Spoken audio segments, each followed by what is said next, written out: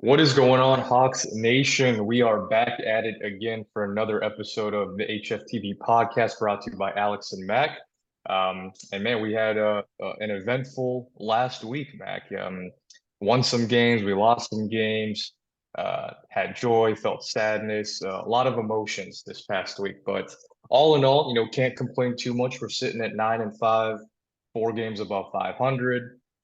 Big win last night against the Bucks. So hey, we're still a top three seed in the East as of last week, and we're still a top three seed this week. So can't complain too much. Oh yeah, man. I'm starting to think playing the Bucks on Monday just needs to be like our like tradition or something, man. Because I know it was MLK Day last year. We played them on Monday. Now 2 Mondays in a row we've beaten them. So give me the Bucks on Monday every single week, man. I'll take it. Yeah, um, absolutely. oh yeah. It's crazy we've played them 3 times already in this early into the season.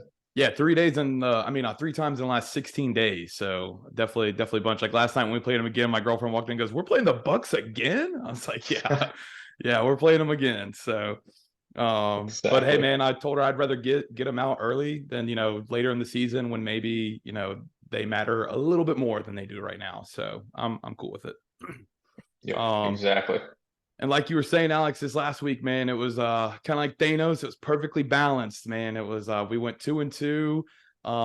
The two losses weren't especially against the Jazz. I think the Jazz are going to surprise a lot of people this year, man. That looked like a very complete team. I think one of the things that they maybe not necessarily exposed us on, but displayed themselves is they got depth, man. They got you kind of highlighted it last week on the episode. Like they may not have a superstar, but dude, they got dudes that can just fill up the stat sheet. Like Malik Beasley had like 18 points or something. It was crazy. So pretty balanced week, but the wins the win against the Sixers and obviously the Bucks last night. I was in town for the Sixers game, and I was in the 6-man section. Shout out Adnan. That's a loyal follower of HawksFanTV. He's the guy that runs the 6-man section too. So he got me and my buddy Derek in there. And if you're going to be in the 6-man section for any game, it's going to be popping. But against the Sixers, it's just a whole different vibe, man. We were chanting the entire time, and the atmosphere in there just it's I think it's slowly becoming one of the better ones in the entire league. So I don't know, man. It was not a very close game in my mind. We basically held them the entire time. I think their largest lead was 2 points. So it was a full win for the Hawks on last Thursday. And you know I had a good time, so I don't remember every little bit of the game that happened, but it was Hey, it no was a judgment here. exactly, man. It was a good time. It was a good time. It was very Speaking much fun. of the 6-man section, yeah, for obviously some listeners that aren't too familiar with it, or maybe they just recently became Hawks fans in the past couple of years. What Mac is referring to is that portion of the arena where you see like just rows of people and fans just going crazy, cheering. They got the fat heads holding up, and they're never sitting down. So I don't know exactly what year the 6-man, I guess, section was Like first started, yeah. introduced. But for as long as I can remember, that 6-man section has been there. Even regardless of what our record is at the time, like the 6-man section is a loyal group, a very loyal group of fans. So that's awesome that you were able to experience that. I remember uh, applying for the 6-man section. I think it was like 5 or 6 years ago, but I never heard back from them. But how was it? Can you explain? I mean, because I'm also curious too. Like, what was the atmosphere like in the section? How many people would you guess were in there in total? And yeah, what was the vibe like? Yeah, so like I was saying, guys, it's incredible. It as Alex kind of alluded to, it unfortunately isn't something that you can just purchase a ticket to, or really anyone can be part of. They do have a rather selective process with it, but the selective process is because they want to make sure that the people in that section are diehard Hawks fans and are going to be standing up and cheering the entire time. So to kind of branch off from that, that's what it was the entire time, man. The only time people were sitting was during halftime. People were standing up the entire time, being loud, yelling, starting chants. Like every time the ball gets turned over, we have the Adnan will stand and go which way, and then we all go that way, and we like point to whatever side, and like Yeah. it's very interactive. we're coming up with chants at players like we had a few for Joel Embiid, which I think it did get in his head on Friday. I mean on Thursday, maybe not Saturday, but yeah, no, it's a great thing that the Hawks do. I do want to point out though, this is maybe a little more negative for the 6-man section, but a positive for us as an entire organization. They actually lowered the amount of rows that are in the 6-man section this year. So, that's clearly anticipation of selling more tickets than normal. So, it was a little smaller than the last time I went because I did go last season as well, but still the same vibe of everybody just going crazy. And it's not to say that you don't have a good time sitting anywhere else in the arena, but I can definitely tell you it's a completely different experience when you're sitting in the 6-man section. So, any of you guys that either know Adnan or know anybody in the section, just ask them and they can send you the email and the application and whatnot. And fingers crossed for you guys. Yeah, absolutely. How many people would you say were in the 6-man section in total? I'd say probably like 30, maybe 40. So somewhere around there. Not maybe more, to be completely honest. I could be very off on that, but probably somewhere the 30 to 50 range, somewhere around there. Gotcha. That's So even awesome. that small Well, amount of people is making a lot of noise. So, it gets wild. So it's a good time. It's a good time. that's awesome. I'm glad you were able to experience that, and I'm jealous.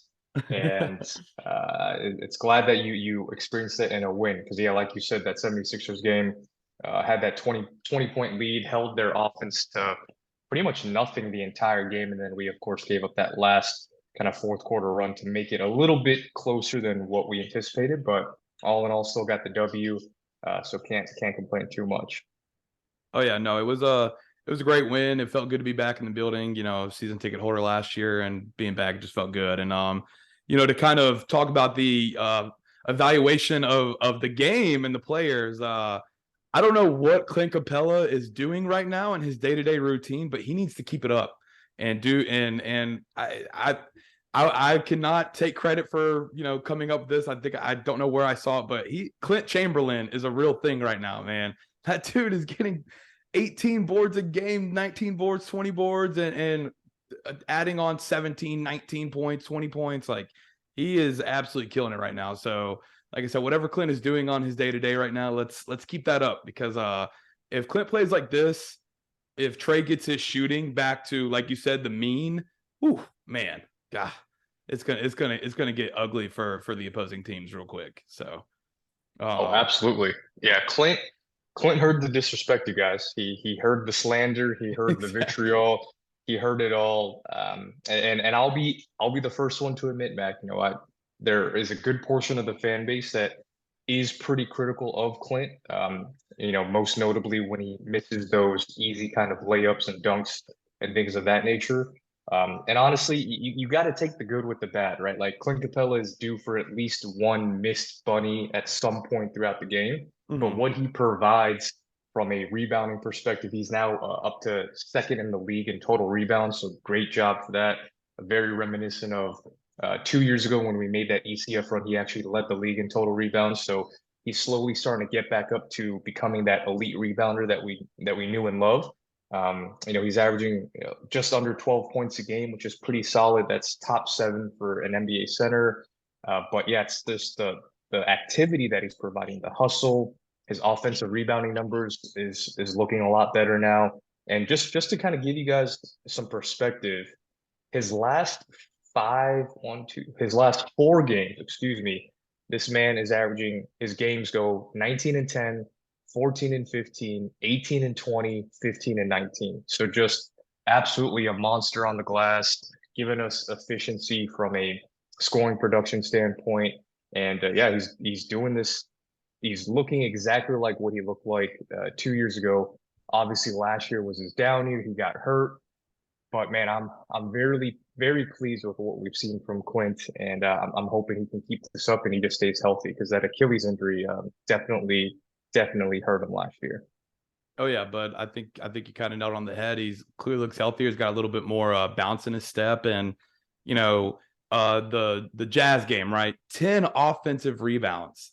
Like, I mean, sure, we end up not winning that game, but 10 offensive boards, man, that is, something that if it's done in a more impactful game than that, because it's not like the Jazz aren't a good team, but I if you listen to the episode last week, I kind of predicted that we would probably end up losing that one. So it's a crazy stat. And then obviously 20 boards against the Jazz, and like I don't know. I got this note right here too with how many oops they do. And I gotta say, so with Trae Young and Clint Young with the pick and roll, Trae's got the option of hitting the little floater or the oop to Clint, right? Like that in my mind is the equivalent of like Lamar Jackson. And what I mean by that is if you're a cornerback or a linebacker, maybe even a safety, and you're playing in the flat and you see Lamar go out, are you gonna come in for the run?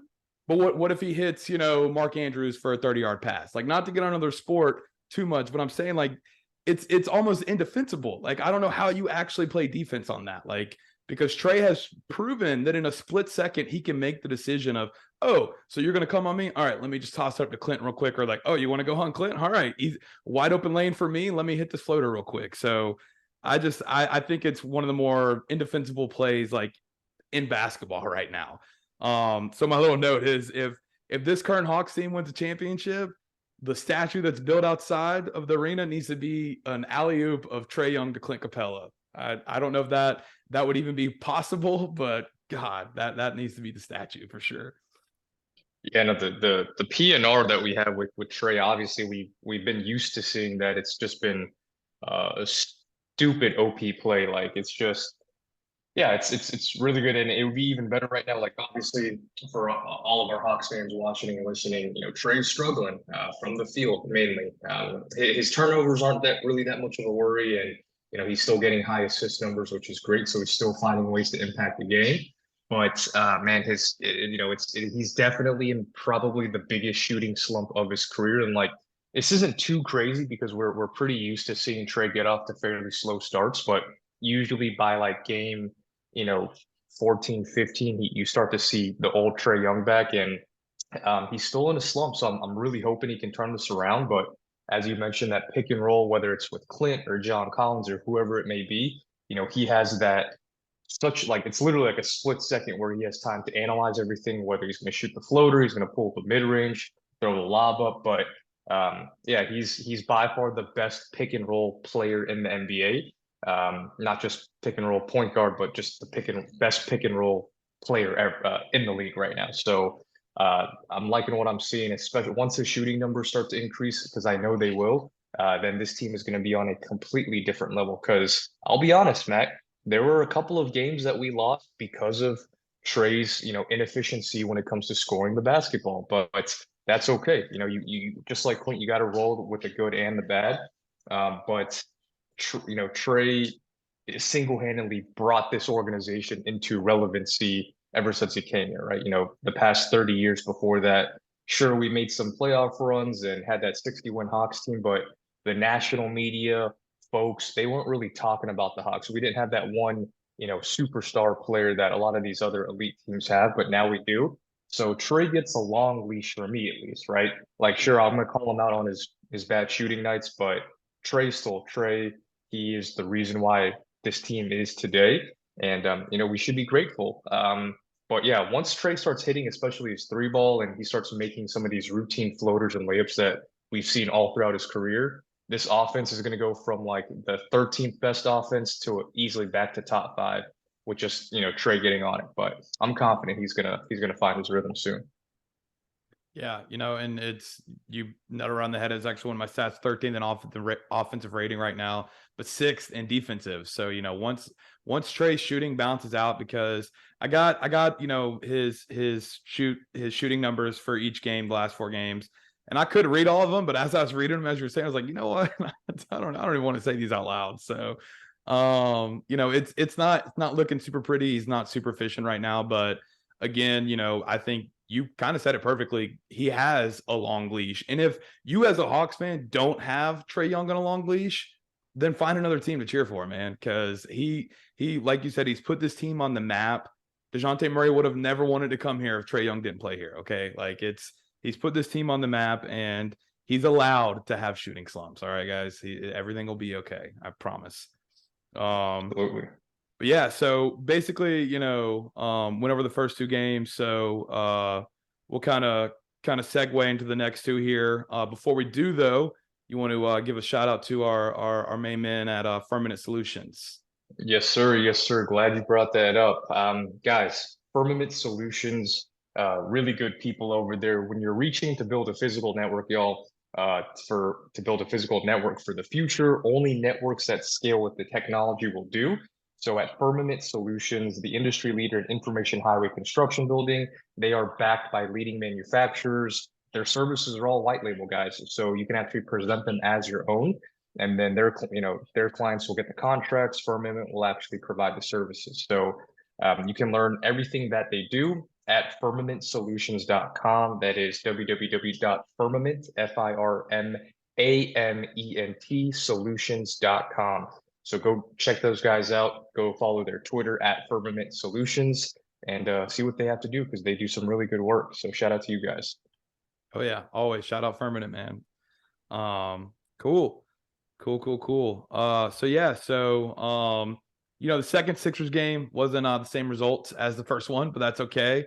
I quite honestly, I've learned at this point, and being an NBA fan, it's not like football, especially college football. And what I mean by that is, like, you're going to lose. It's going to happen. You're going to lose games. So losing that one, you kind of just take it on the chin. Embiid went off. It was a game right after. You know what? It honestly felt like each team, the home and home, got exactly like what they needed. It was the home crowd was really into it. They led the entire time. It was a little bit more of an, excuse my French here, but ass kicking on both ends, so I think both teams, got what they needed out of it, and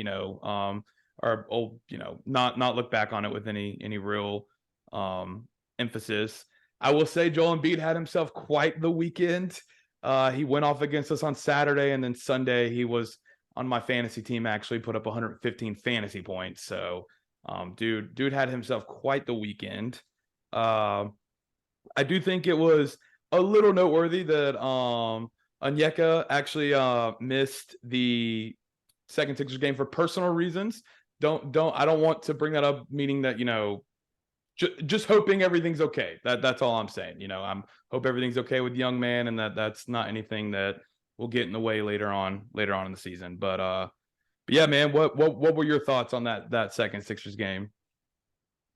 Yeah, the second Sixers game was tough. Obviously, beating a team back to back is a pretty difficult thing to do in the league, especially a team like the Sixers, who have, arguably one of the top 5 players in the league in Joel Embiid, and he burnt us.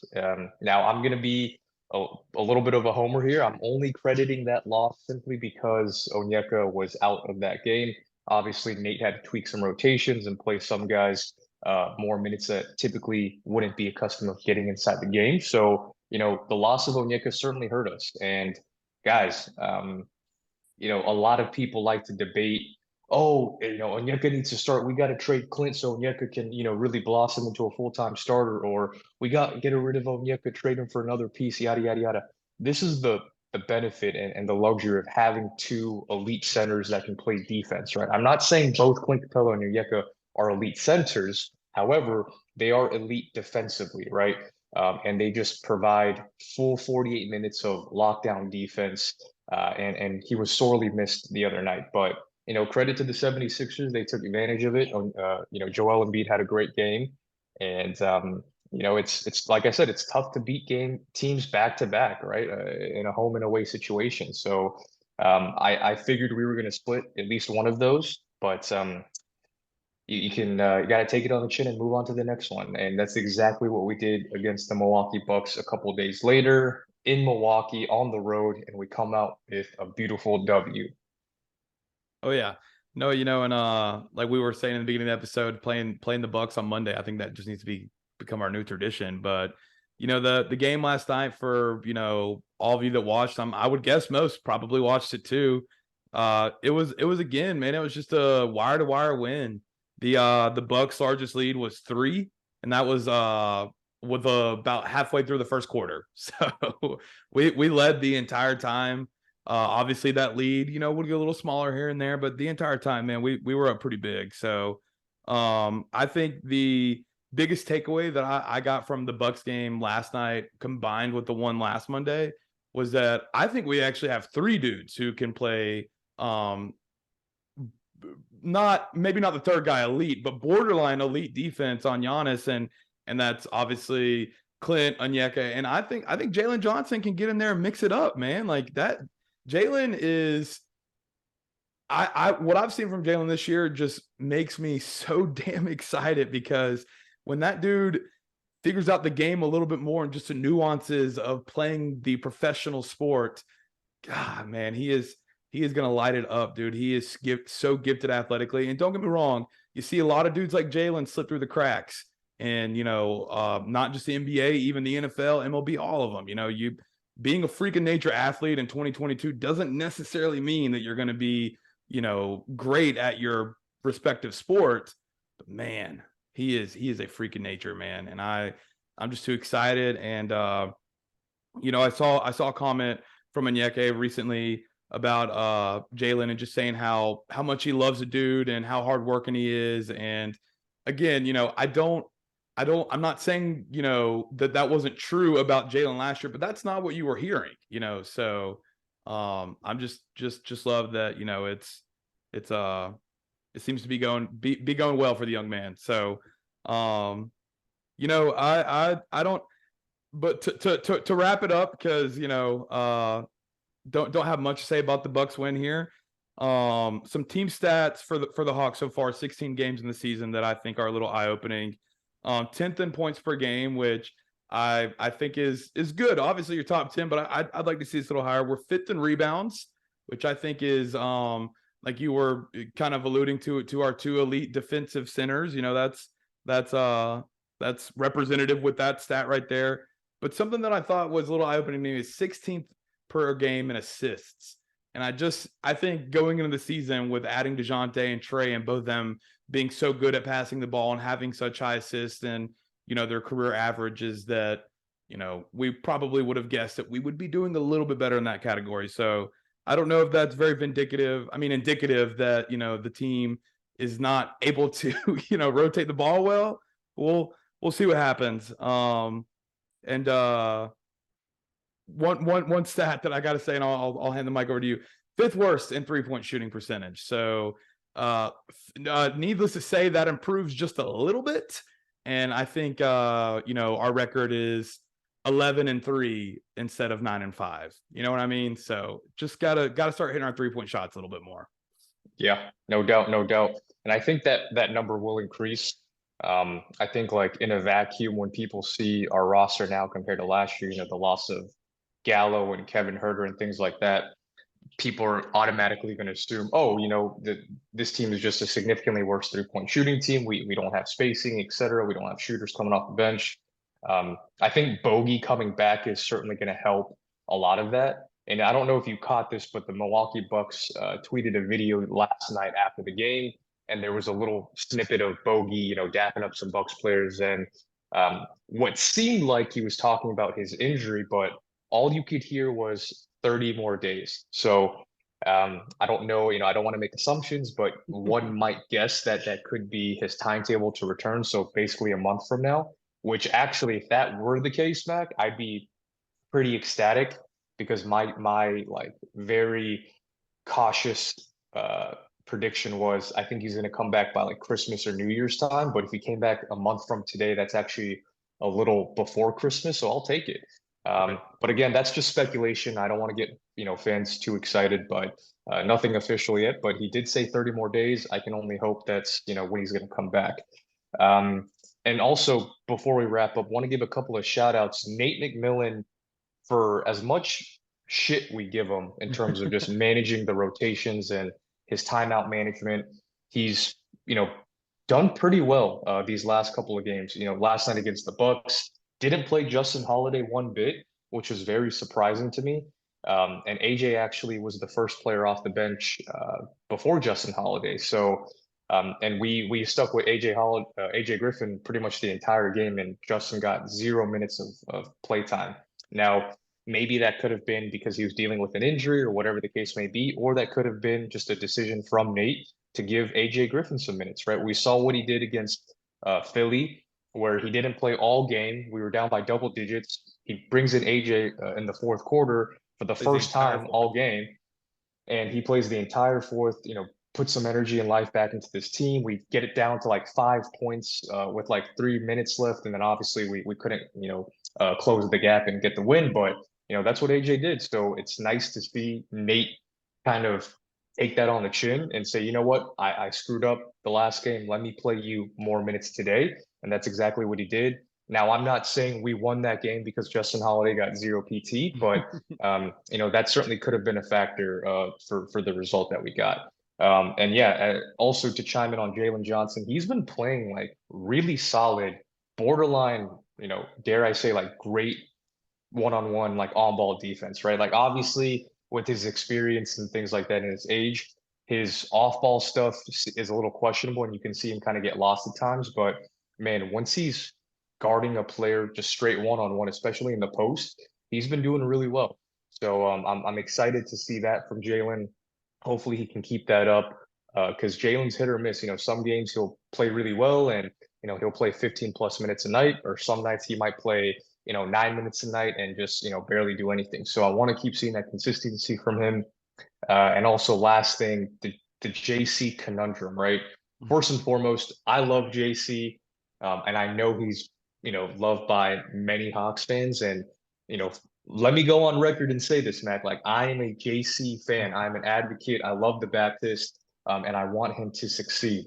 And I think he's actually done really well for us. I think the biggest thing that I've noticed is his unselfishness, right? He's not forcing up bad shots just to get his shot attempts because he's frustrated or whatever the case may be. If you look at the course of his last like 6, 7 games, aside from last night, he's been putting like less than 10 shot attempts per game for the, prior to last night. So, I'm glad that he's not getting his ego in the way and begging for the ball and getting frustrated that he's not getting his shots up. But, he's playing great defense. He's given us hustle and effort on the defensive end, getting some nice timely rebounds for us.